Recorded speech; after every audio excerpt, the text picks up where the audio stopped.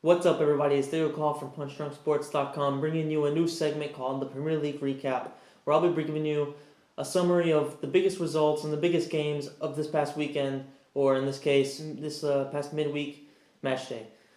There's been quite a few big games this past Tuesday and Wednesday, for the simple fact that we're coming into the end of the season, and we're in the run-in, and all teams played, and there were, in particular, a couple of derbies, and some very big chances for certain teams to take an advantage over the main rivals that ended up being an upset.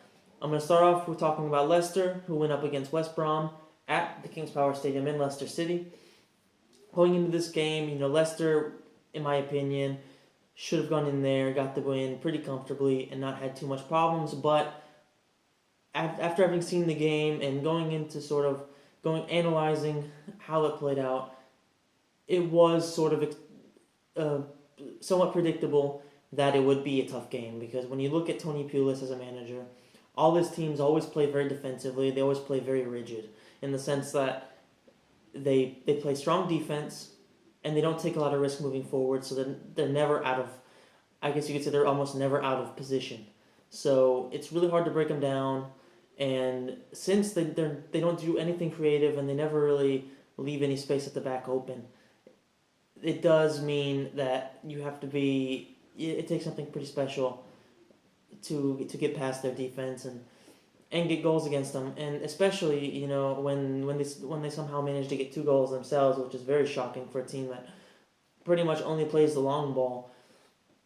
It does mean that maybe it's just not your night, and maybe they're just having the game of their season, basically, and that's exactly what happened. Leicester, even though they did press hard and they did create some decent chances, especially in the first half, there was just something about West Brom where there was a certain solidity to them, and even, sure, they blew it at one point, but they still managed to get a draw in honestly getting a shocking result. I figured it would be 2-3-0 to Leicester, but Tony Pulis did show that he is, as always, a really good defensive manager, and he managed to get the result and put in one of the best performances of their season, without a doubt.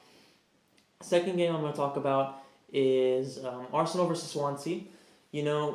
This is one of those games that Arsenal really do need to win, and this is just further sort of justifies me calling them false contenders. Every single year they do the same thing. They get towards the 25th, 26th game, and that's when you start to see the meltdown begins. This year it came a bit later. It's now the 28th. That was the 28th game, and in the past 2 maybe they've started to really show signs of weakness. They were looking pretty good after having beaten Leicester. They looked like they were maybe going to get on a run and push forward and end up winning the league. But they've now lost 2 games in a row. They lost to Man United and Swansea. Of course, losing to Man United at Old Trafford is a bit more acceptable, even though sure United did have a lot of young players on. Those young players gave the injection of hunger and motivation that the team needed. That's fine. You can sort of take that, even though it's a bad loss for Arsenal, considering the situation and considering that Leicester didn't drop points. Losing to Swansea, who is a team battling relegation, and essentially giving them relevancy and giving them a shot to push forward after having beaten a team that they really shouldn't beat. This is a chance for Swansea to move forward and maybe get out of the relegation zone. Whereas Arsenal, going into their game this weekend against Tottenham, they're essentially fighting for 2 things. Number 1, to somehow stay close to the top 2, Tottenham and Leicester. And secondly, if they do, more than likely, this is just going to be a game for them that they can prevent Tottenham from winning the league. Because at this point, Tottenham are my favorites to win the league, simply because, albeit losing to having lost to West Ham, I do think they're the most solid team. Against West Ham, they did put in a good performance, and I'll talk about that later. But I think they're the most solid team. Whereas Leicester, their calendar is about to get tougher, so I think they will drop some points. I don't know how many points, but I do think they will drop some. But Arsenal needed to get this win against Swansea, and most importantly, they need Giroud the striker to start getting goals. This is what they've been lacking season after season after season. A striker who can get them 20 plus goals. That just the same thing happened. Just like with last year with Giroud. Just like this time, he's gone in like 11 and a half hours without getting a goal. I mean, that's ridiculous when he's your main striker, and when your second striker, your sub is Theo Walcott, who's pretty much worse. It's incredible that Arsene Wenger can continue to build this team around these same players, never adding the real missing pieces that they have. They needed a big striker, they didn't get it. They needed maybe one good winger, they didn't sign him. They definitely needed a strong center defensive midfielder, they didn't sign him. I mean, how is Mathieu Flamini a starter still? I just don't get it.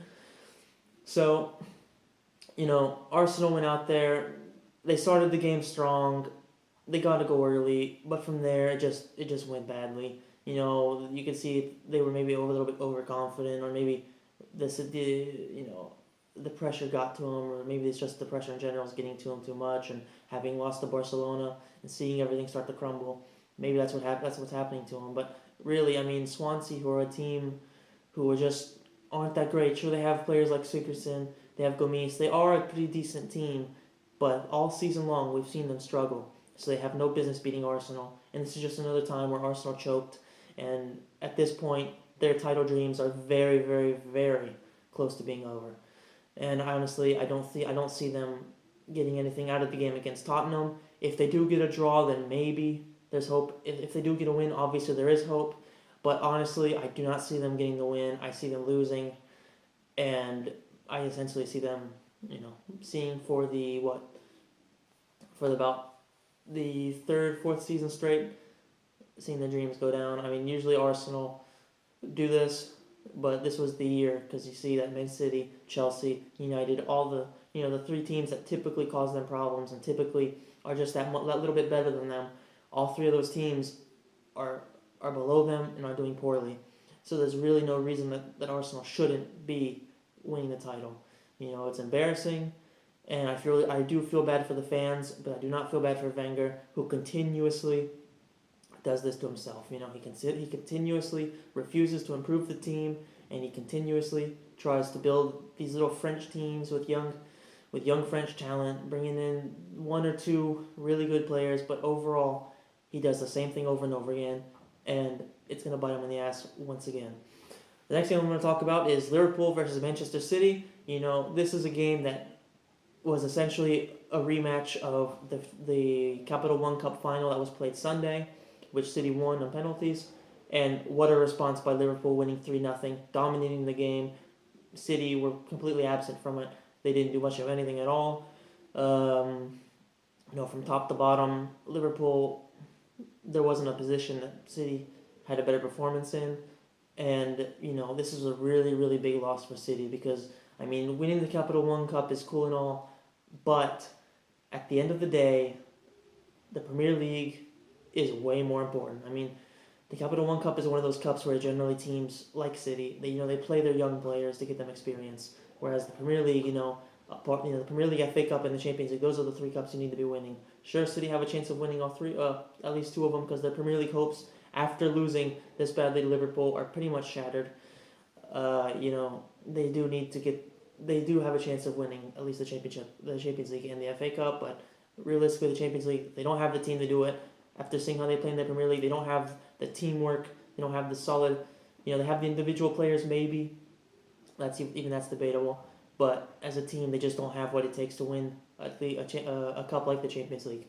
And I mean, going into this game, they really did need to win this. They needed to win this to be able to keep close to Arsenal, but most importantly, keep within distance of Leicester and Tottenham, who do not look like they're going to be stopping anytime soon, even though they did drop points. And that's exactly why teams like Arsenal and City needed to take advantage of Leicester and Tottenham both dropping points. This was their chance to get closer, and what they do, they both blew it. It's those are the two teams that really should be at the top, and they're blowing it and choking. City, realistically, Manuel Pellegrini, I don't know if he's doing this maybe on purpose, as in to say screw you for getting rid of me announcing that Guardiola would be the next manager when I'm here. I mean, we were still fighting for four leagues. I don't know if that's what he's doing or what, but I mean, if he isn't, then what the hell are you doing? Because with those kind of players, you really should not be in fourth. You definitely should be destroying the opposition in the league, considering how bad Chelsea and United are. He really should be out of sight. It's just ridiculous. But at this point, it's hard to see City even coming close to win the league. Maybe they can get third or second, but at this point, you have to look behind them. You have United and you have West Ham, who both got wins and have really gotten themselves close. United are on even points, albeit City do have a game in hand, but United are even. West Ham are 1 point behind them. And really, if City continue to play like this, then there's no guarantees that they're going to be in the Champions League next year. There's no guarantees that they're going to be, getting that top 4 spot because, sure, the top, from third to essentially sixth are pretty close. Arsenal are only 4 points ahead of City and United, but that's not far. And, any of those 4 teams essentially could be finishing in that third spot, and obviously the fourth spot is even more up for grabs. So it's really looking bad for City, and I don't see them winning anything important this year. Like I said, the Champions League and FA Cup are sort of out of their reach. Maybe the FA Cup, but the Champions League for sure out of their reach, and so is the Premier League. So this season can't be considered anything other than a failure for a team like City, and it's going to take a lot for Guardiola to sort of make a team like that his own. Obviously, he's going to have to bring in a lot of new players, but overall, I think this season for City is essentially over, and it's going to be pretty much a major failure. The last game I'm going to talk about is Manchester United versus Watford. This was a big game for United coming in with a 3-game win streak, and they really needed to continue this. Having a few players like Darmian back, you really needed Marcelo back as well, sorry. And this is a team that is sort of starting to refine its main starters. What did that do? I'm not really sure how long a team with a lot of youngsters like they had been playing the last couple of games, how long a team like that could go on. And I think that this is sort of the right mix of youth and experience at this point. And however, their performance last night was really poor. Especially in the first half, there was essentially nothing. It was all Watford. Realistically, the first 50 to 60 minutes were all Watford. United did just about nothing. Watford had a lot more chances to score. They probably should have gone 1, if not 2 goals up. And United were really lucky to get the goal in. It was a great free kick from Mata, perfectly placed on the top left corner. Nothing the keeper could do. And from then on, United had, they controlled the game. Even before that, they had some chances. Like I said, from 60 minutes on, United came into the game. It was kind of strange, watching. It was kind of like maybe Van Gaal had planned it like that, to where they were going to sort of, take it easy for the first 60 minutes and then turn it on in the later half, because all of a sudden things started clicking more and United started creating chances. I don't know if it was maybe just a pride thing or a tactical thing. It seems kind of strange to be tactical considering how fragile Van Gaal's job is right now. So I'm gonna say it's probably more than anything it's a pride thing from the players, and they saw that there was a chance of, obviously Watford is one of those teams that you have to beat if you want to qualify for the Champions League. And realistically, United did take a pretty big step moving forward since City and Arsenal both lost, and who knows, the top 4 is a possibility at this point, maybe even top 3. So you never know. It's not going to be easy, obviously, but there is a chance. And if they can push on, considering how weak and how fragile Arsenal and City are, there is a chance. But you have to be careful because West Ham are pretty much the same, as good as United, if not better. You just see, there's a pretty big difference between beating Tottenham and beating Watford. And realistically, West Ham at home, they haven't lost since I think it's August or September, so they're really solid. So it's not going to be easy to keep them at bay, but there is a chance. United have sort of progressed a bit over the past few weeks. And it is kind of nice seeing Van Gaal. He's sort of been changing things. In a recent video I made, I called for big changes by United, and especially from Van Gaal. I said, if he is going to stay, he has to change himself. He has to do something different. He can't be sitting on the bench the whole time, just looking at his notebook, scribbling things down. He has to be on the sidelines, trying to pump up his team, trying to pump up the players and get them to push on and maybe get some wins in hard times like they did yesterday. Against Arsenal, he had that hilarious thing where he faked a dive on the sideline with the 4th official, and I think that's what we needed to see more. This time, I didn't see him often on the sidelines, but it is sort of going back to the old Van Gaal. Van Gaal, when he was younger, he reminded me a bit of Klopp. He was always on the sideline. He was a very energetic type of person. He was fly kicking. He had some crazy celebrations, even at the World Cup. He high fived Van Persie. He was one of the men of the team. A man amongst players. And it was nice to see that, and it was definitely nice to see him do that against Arsenal in a game that was obviously huge for the team. It may have been a huge turning point. I mean, you see players like Rashford, like Depay, like Martial, these young players that are really kicking up a notch. And whether United do get Champions League this year, which I'm not too sure. I mean, there is a chance of winning the Europa League, and at this point, there is a good chance at the top. Well, not a good chance, but there is a chance at the top four. So who knows? But even if they don't make it to the Champions League, I think that with the young players that the team have, like Varela, Riley, players I already mentioned, there's a very strong base in that team, and for years to come, this United team could be very dangerous if they can keep the same players and maybe even bring in some experienced players who can add to it. And most importantly, we just need to get back to playing the United way. Lately, we have been, even though against Watford, we maybe didn't. We had a poor performance, but in the second half, you could definitely tell there was more offense, and it was more of a typical United performance in the sense that they went from suffering to getting the win. That was very vintage United, and I was glad to see it. And overall, I think the Premier League, really, this has been the best Premier League season I've ever seen. It's not over yet. There's still, I think, 9 games left. 10 to 9 games left, and it's going to be really, really good to see who can come out on top. All of it's still open.